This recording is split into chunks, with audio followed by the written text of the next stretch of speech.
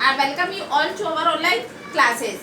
Today we will read chapter number first. आज हम chapter number first इंद्रधनुष वाले chapter को read करेंगे. So you open your book at page number 7.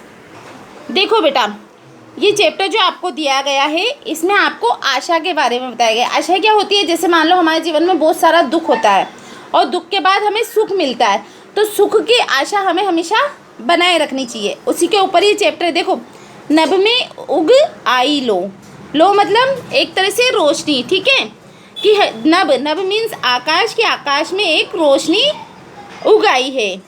रंग बिरंगी रेखा एक टेढ़ी सी, और वो क्या है? रंग बिरंगी एक टेढ़ी सी रेखा है. हमारे जीवन में जो रोशनी आई है वो रंग बिरंगी टेढ़ी सी रेखा की तरह, जैसे इंद्रधनुष की रेखाएं होती है ना नभ में, जो देखो क्या कह रहे हैं, नभ में उगाई लो रंग बिरंगी एक टेढ़ी सी, कि आसमान में एक रेखा उभर कर आई है और वो कैसी है? रंग बिरंगी है और टेढ़ी सी है, जिसको हम इंद्रधनुष कहते हैं. और इस रेखा को हम क्या कहते हैं? इंद्रधनुष कहते हैं. उमड़ घुमड़ कर अभी, कि अभी थोड़ी देर पहले क्या हुआ था? उमड़ घुमड़ कर मतलब बहुत ज़ोरों से बादल ये बरसे हैं, कि अभी कुछ ही देर पहले बहुत ज़ोरों से बारिश हुई है ना. बादल बरसे हैं मतलब बहुत ज़ोरों से बारिश हुई है. महक उठी धरती, और बारिश होने से क्या होता है? धरती महक उठी है. और फूल पत्तियाँ पौधे, और धरती के साथ साथ फूल पत्तियाँ पौधे सब महक उठे, सब सरसे हैं, सभी खुशी से झूम रहे हैं. कौन कौन? धरती, पेड़ पौधे, है ना. ये सभी बारिश होने से ऐसा लग रहा है जैसे खुशी से झूम रहे हो.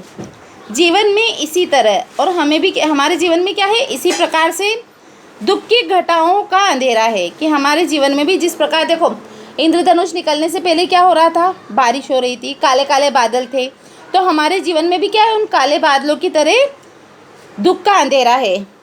इसके भी पीछे शायद रंगों का घेरा है. और शायद हो सकता है हमारे जीवन में जो बादल रूपी, मान लो दुख रूपी जो बादल है, या हमारे जीवन में जो दुख आया है, हो सकता है कुछ दिन बाद वो सुख में बदल जाए. मतलब यहाँ पे देखो इस लाइन का, जिसके पीछे शायद रंगों का घेरा है. रंगों का घेरा है मतलब हो सकता है हमारे जीवन में इसके पीछे काफ़ी सुख लिखे हुए हो. मतलब हमारी ज़िंदगी में बहुत सारे सुख प्राप्त होते हैं हमें. देखो, सरस है, सरसे है मतलब तरोताज़ा हुए हैं. एक इसी आशा के तर्क पर, कि हमें क्या करना है? इसी आशा के भरोसे, तर्क पे मतलब उसके भरोसे पर दुख और दाह हम सहते हैं. हम एक आशा कि हमारे जीवन में भी सुख आएगा, उसी आशा के ऊपर क्या करते हैं?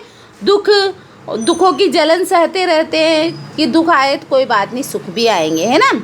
जीवन में इसी आकर्षण को इंद्रधनुष कहते हैं. और जिस प्रकार आसमान में रंगों का, जैसे काले बादलों के बाद जो रेखाएं खिंचती है रंग बिरंगी, उन्हें हम इंद्रधनुष कहते हैं. तो इसी प्रकार से हमारे जीवन में दुख आने के बाद जो सुख रूपी उजाला आता है, उसे हम क्या कहते हैं? इंद्रधनुष कहते हैं. देखो बेटा, दाह का अर्थ होता है ताप या जलन.